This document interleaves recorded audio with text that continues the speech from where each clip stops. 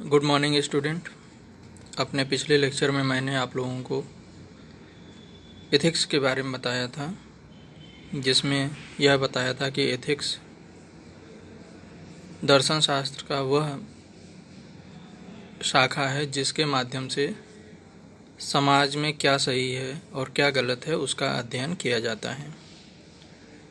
Ethics में ही एक और शाखा होती है, या एथिक्स का ही एक और रूप अगर कहा जाए तो वो होती है ह्यूमन वैल्यूज या मानवीय मूल्य। मानवीय मूल्य क्या होते हैं? वैल्यूज आर प्रिंसिपल्स और थिंग्स टू विच इंडिविजुअल और group of individuals attaches importance. In other words, values are preferences of an individual और ग्रुप ऑफ इंडिविजुअल्स। कहने का मतलब ये है कि जो मानवीय मूल्य होते हैं वह किसी व्यक्ति के या किसी समूह के द्वारा महत्व प्रदान किया जाता है। महत्व प्रदान करने का मतलब यह है कि वे मूल्य जिनको व्यक्ति या समूह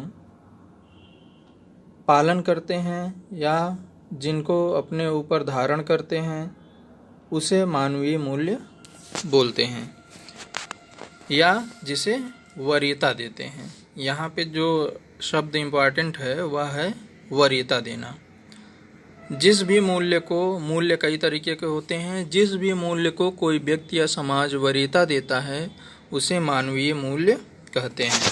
उदाहरण के तौर पे अगर देखा जाए तो नॉन वायलेंस, टॉलरेंस, बुर्का प्रथा, पैट्रियार्की। यहाँ पे अगर हम देखें तो जैसे कोई समाज है तो नॉन वायलेंस, अहिंसा जो है उसको लोग वरीयता देते हैं, तो यह उस समाज का मानवीय मूल्य, उस समाज के मानवीय मूल्य हो सकते कहे जाते हैं।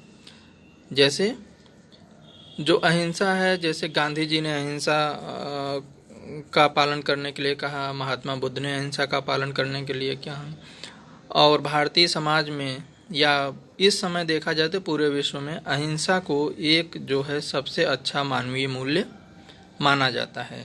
अहिंसा को कोई भी व्यक्ति और समाज क्या करता है? वरीयता देता है। अगर आपको हिंसा और अहिंसा में चुनाव करना हो कि आप किससे पसंद करेंगे, तो जाहिर सी बात है कि आप जो है अहिंसा को पसंद करेंगे।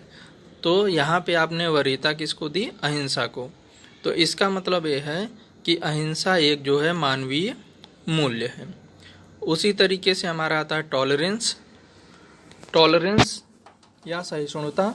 टॉलरेंस क्या होता है कि जो लोग हमसे अलग विचार, खान पान, वेशभूषा रखते हों, उनके प्रति हमारा जो विचार हो वो अच्छा हो, उनको हम अपनाएं, उनको हम सम्मान से देखें, इसे बोला जाता है टॉलरेंस। तो भारत जैसा कि ये जो है विविध संस्कृतियों से भरा हुआ देश है, तो यहाँ पे टॉलरेंस जो है यह एक बहुत ही महत्वपूर्ण मानवीय गुण है। अगर हमारे अंदर सहिष्णुता है तो सभी धर्मों, संप्रदायों, भाषा, भाषियों, ये सभी लोग जो है ये एक साथ जो है समन्वय पूर्वक रहेंगे और समाज के विकास में योगदान देंगे। इसीलिए जो है टॉलरेंस शब्द को मानवीय मूल्य कहा गया है। अगर आपको टॉलरेंस और इनटॉलरेंस में, मतलब सहिष्णुता और असहिष्णुता में अगर चुनाव करना हो तो जाहिर सी बात है कि आप टॉलरेंस या सहिष्णुता को चुनेंगे। तो इसीलिए जो टॉलरेंस है वह एक मानवीय मूल्य है। कुछ समाज ऐसे होते हैं जहाँ पे जो है एक कुछ विशेष कैरेक्टरिस्टिक्स होती हैं जिसको वो फॉलो करते हैं, पालन करते हैं, तो वे उस समाज के मूल्य होते हैं। जैसे बुर्का प्रथा है, मुस्लिम समाज में बुर्का प्रथा है, वहाँ पे लोग बुर्का प्रथा का पालन करते हैं और वह उनके लिए जो है क्या कहते हैं कि एक मूल्य की तरह है जिसको समाज ने स्वीकार किया है कि हाँ, बुर्का प्रथा जो है वो उसका पालन किया जाना चाहिए। इसी तरीके से पैट्रियार्की है, पितृसत्तात्मक व्यवस्था, ये भारत में है पितृसत्तात्मक व्यवस्था। ये भी एक हिसाब से देखा जाए तो समाज में एक्सेप्टेड है कि जो क्या कहते हैं कि पुरुष हैं वो घर के बाहर की सारी चीज़ें देखेंगे, महिलाएं जो है घर के अंदर की सारी व्यवस्था देखेंगी, और इस तरह से एक जो है कार्य का विभाजन हो गया जिसमें पुरुष को ज़्यादा वरीयता दी गई, महिलाओं को कम वरीयता दी गई। तो इसे बोलते हैं पितृसत्तात्मक व्यवस्था या पैट्रियार्की। तो भारतीय समाज में जो है पैट्रियार्की को जो है एक मूल्य के तौर पे माना गया है। और ऐसा नहीं कि पूरे भारत में इस तरह से है, कहीं कहीं जो है मैट्रियार्की भी है और क्या कहते हैं कि मातृसत्तात्मक व्यवस्था भी है। तो उस समाज का जो मूल्य होगा वो मैट्रियार्की या मातृसत्तात्मक व्यवस्था होगी। इसी तरीके से और भी बहुत सारे मूल्य होते हैं, जैसे सहयोग की भावना हो गई, क्या कहते हैं दया, करुणा, ये सारे जो है मानवीय मूल्य होते हैं जो कि सब जगह लागू होते हैं और हमको इन सारे मूल्यों का पालन करना चाहिए। किसी भी समाज के विकास में, उत्थान में, उन्नति में मानवीय मूल्यों का बहुत बड़ा योगदान होता है। हम किस प्रकार के मूल्यों का चुनाव करते हैं, हमारा समाज किस प्रकार के मूल्यों को बढ़ावा देता है, उन्हीं मूल्यों के आधार पर समाज के विकास का निर्धारण किया जा सकता है। अब हम देखते हैं कि ये जो मूल्य होते हैं इन्हें हम कहाँ से सीख सकते हैं या कहाँ से मूल्य आते हैं। How are the values acquired? Values जो है कहाँ से सीखे जाते हैं? तो values can be acquired from, पहला जो है सबसे पहला है फैमिली, परिवार से। जो हमारे मूल्य होते हैं वो सबसे पहले परिवार से सीखे जाते हैं। परिवार से कैसे सीखे जाते हैं? जैसे बच्चा जो है जब पैदा होता है, जब बोलना सीखता है, सारी गतिविधियां जो है वो परिवार से सीखता है। जिस तरह का परिवार होगा बच्चे के अंदर मूल्य भी उसी तरीके से विकसित होंगे। जैसे यदि कोई परिवार है जहाँ पे लड़के और लड़की के पालन पोषण में भेदभाव किया जा रहा है, तो वहाँ पर बच्चों के अंदर उसी तरीके से मूल्य विकसित हो जाएंगे और उनको लगेगा कि लड़के और लड़की, लड़का और लड़की दोनों में असमानता है और दोनों में भेद है। इसी तरीके से अगर कोई परिवार है जहाँ पे लड़के और लड़की में समानता का व्यवहार किया जा रहा है, किसी प्रकार का कोई भेदभाव नहीं किया जा रहा है, तो वहाँ पर बच्चों के अंदर जो है कोई भी लैंगिक असमानता का भेदभाव नहीं विकसित होगा और वो बच्चे सभी को समान रूप से देखेंगे। इसी तरीके से अगर कोई परिवार है जहाँ पर मान लीजिए कोई एकल परिवार है जहाँ पर माता पिता और केवल बच्चा है, तो वहाँ पे यदि माता पिता काम करने के लिए बाहर चले गए, बच्चा घर में है, तो उसे हमेशा असुरक्षा की भावना रहती है। वह एक हिसाब से देखा जाए तो डरा हुआ रहता है, उसको लगता है कोई आ जाएगा तो हम क्या बोलेंगे, क्या बात करेंगे। घर वाले भी पूरी तरीके से समझा के जाते हैं कि दरवाज़ा मत खोलना, ये मत करना, कोई आए तो उससे बात मत करना। इस तरह से उस बच्चे के अंदर एक सामाजिक असुरक्षा की भावना रहती है।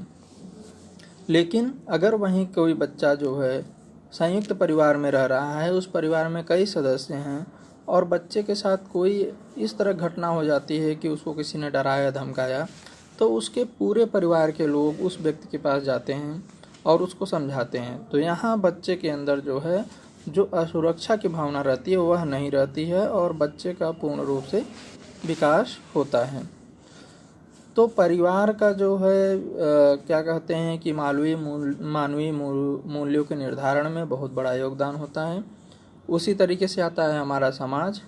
व्यक्ति जिस तरीके के समाज में रहता है उसी तरीके के मानवीय मूल्य उसमें पैदा होते हैं या विकसित होते हैं। जैसे उदाहरण के तौर पे अगर देखा जाए तो कोई समाज अगर पितृसत्तात्मक समाज है तो वहाँ पर जो व्यक्ति होगा उसके अंदर लैंगिक असमानता के गुण विकसित होंगे। उसे लगेगा कि जो पुरुष होते हैं वो महिलाओं से श्रेष्ठ होते हैं, वह महिलाओं का शोषण करेगा। उसको लगेगा कि महिलाएं जो होती हैं वो घर का ही काम करने के लिए हैं, इन्हें बाहर के कार्यों में किसी भी प्रकार की सहभागिता या भाग नहीं लेना चाहिए। तो इस प्रकार पितृसत्तात्मक समाज में जो है वो पुरुषों को वरीयता दी जाती है। उसी तरीके से अगर मातृसत्तात्मक समाज है तो वहाँ जो है स्त्रियों को वरीयता दी जाएगी। उसी तरीके से जिस समाज में महिला और पुरुष दोनों में कोई भेदभाव नहीं किया जाता, वहाँ पर दोनों के अंदर समान भाव विकसित होंगे और दोनों को लगेगा कि दोनों के जो क्या कहते हैं सामाजिक दायरे हैं वो बराबर हैं, दोनों कहीं पर भी प्रतिभाग कर सकते हैं, किसी भी कार्य को कर सकते हैं। तो इस तरह से जो समाज होता है, समाज का मानवीय मूल्यों के निर्धारण में बहुत बड़ा योगदान होता है। उसके बाद आता है हमारा एजुकेशनल इंस्टीट्यूट, शैक्षणिक संस्थान। बच्चा परिवार और समाज के बाद सबसे ज़्यादा अपना समय जो है वो शैक्षणिक संस्थानों में व्यतीत करता है। शैक्षणिक संस्थानों में क्या होता है कि बच्चे के अंदर कई तरीके के मूल्यों का विकास होता है। जैसे कहा जाए तो उसके अंदर सहयोग की भावना आती है, वह अपने साथियों के साथ रहता है, उनको सहयोग करता है, वो लोग भी उसको सहयोग करते हैं। इस तरह से बच्चे के अंदर सहयोग की भावना आती है। उसी हिसाब से अगर देखा जाए तो जो है बच्चे के अंदर वहाँ पे प्रबंधन कौशल या प्रबंधकीय मूल्य भी आते हैं, क्योंकि शैक्षणिक संस्थान में जाने के बाद बच्चे को बहुत सारी चीज़ों में एक प्रबंधन करना पड़ता है ताकि उससे अधिक से अधिक अंक प्राप्त हो सकें। जैसे सुबह टाइम से उठना, टाइम से जगना, सभी नोट्स सही से रखना, किसको किस तरह से पढ़ना कि उसके अंक क्या हो सकें, अधिकतम हो सकें। उसी प्रकार से बच्चे के अंदर जो है प्रतियोगिता के गुण भी, प्रतियोगितावादी जो मूल्य होते हैं वो भी जो है एजुकेशनल इंस्टीट्यूट से आते हैं। बच्चे के अंदर एक हिसाब से देखा जाए तो लीडरशिप क्वालिटी भी, जो नेतृत्व करने की क्षमता होती है, वो भी शैक्षणिक संस्थानों से भी प्राप्त होती है। उसके बाद और कहाँ से जो है मानवीय मूल्य ज्ञात किए जा सकते हैं? लीडर्स, जो हमारे नेता होते हैं, इनके द्वारा जो है मानवीय मूल्य ज्ञात किए जा सकते हैं, मानवीय मूल्य ग्रहण किए जा सकते हैं। जैसे अब्राहम लिंकन थे, उन्होंने क्या किया कि रंग भेद को समाप्त किया। तो उनके जो है क्या कहते हैं कि चरित्र से, उनके कार्यशैली से सीख सकते हैं। महात्मा गांधी ने सत्य और अहिंसा की बात की तो उनसे सीख सकते हैं। उसी प्रकार से नेल्सन मंडेला थे तो उनसे सीखा जा सकता है। जो अफ्रीका में भेदभाव था उसको ख़त्म करने में उन्होंने बहुत बड़ा योगदान दिया। भगत सिंह से सीखा जा सकता है। तो इस प्रकार से जो हमारे लीडर्स होते हैं उनसे भी बहुत सारी बातें जो है सीखी जा सकती हैं, या बहुत सारे मानवीय मूल्य उनसे जो है सीखे जा सकते हैं। उसी प्रकार से फिलोसफर्स होते हैं, जो बहुत सारे दार्शनिक होते हैं, उनसे भी बहुत तरीके के मानवीय मूल्य सीखे जाते हैं। जैसे देखा जाए तो क्या कहते हैं कि शंकर थे तो उन्होंने बताया कि क्या कहते हैं कि मनुष्य और प्रकृति जो है वो क्या कहते हैं कि अलग अलग नहीं है, मनुष्य और प्रकृति एक ही है। और इस प्रकार से उन्होंने प्रकृति और मनुष्य दोनों को एक साथ रखा। जितना महत्व प्रकृति को दिया उतना महत्व जो है मनुष्य को दिया। इसी तरीके से जो है क्या कहते हैं देखा जाए तो महात्मा बुद्ध थे। महात्मा बुद्ध जो बौद्ध धर्म, जैन धर्म है, इनकी फिलॉसफी है सत्य और अहिंसा का पालन करो, जीवों पर दया करो, क्या कहते हैं कि बहुत जो है धन का संग्रहण मत करो। ये सारी जो हमारे दर्शन हैं इनसे भी मानवीय मूल्यों को सीखा जा सकता है। अब आता है संविधान से भी मानवीय मूल्यों को सीखा जाता है।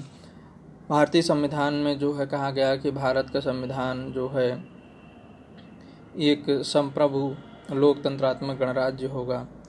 तो यहाँ पर जो है लोकतंत्रात्मक गुण जो है, हमारे लोकतांत्रिक जो मूल्य हैं उनको जो है हम भारतीय संविधान से सीखते हैं, जिसमें जो है समानता, न्याय और क्या कहते हैं कि पद एवं अवसर आदि की बात कही गई है। जिसमें समानता में जो है क्या कहते हैं कि लोगों को पद एवं अवसर की समानता की बात कही गई। न्याय में सामाजिक, आर्थिक, राजनीतिक न्याय की बात कही गई है। और इस प्रकार से बहुत सारी चीज़ें भारतीय संविधान में कहा गया है, और जिसमें जो है जनता को सबसे ऊपर माना गया है कि जनता ही श्रेष्ठ है और जनता के द्वारा ही भारतीय संविधान को शक्ति मिलती है। इसलिए राज्य या जो है सरकार वही काम करे जिसमें लोगों का कल्याण हो, अधिक से अधिक कल्याण हो। इन सभी बातों को जो है क्या कहते हैं कि संविधान से बहुत सारे मूल्यों को जो है बढ़ावा मिलता है। जैसे पंथ निरपेक्ष की बात कही गई है कि जो है सभी लोग जो है सेकुलर, भारत एक सेकुलर देश है, यहाँ हिंदू मुस्लिम या इन सब में कोई भेदभाव नहीं किया जाएगा। और इसी तरीके से जो है ये एक आरक्षण की व्यवस्था लागू की गई, जिससे जो है जो हमारे पिछड़े वर्ग के लोग हैं, जो हमारे निचले तबके के लोग हैं, वो भी ऊपर आएँ और समानता का विकास किया जा सके। तो इस तरह से बहुत सारे मानवीय मूल्य हैं जिनको जो है संविधान से सीखा जा सकता है। तो छात्रों, आज हम लोगों ने मानवीय मूल्य के बारे में पढ़ा, और जो हमारी अगली क्लास होगी उसमें हम लोग प्रोफेशनल एथिक्स के बारे में पढ़ेंगे। धन्यवाद।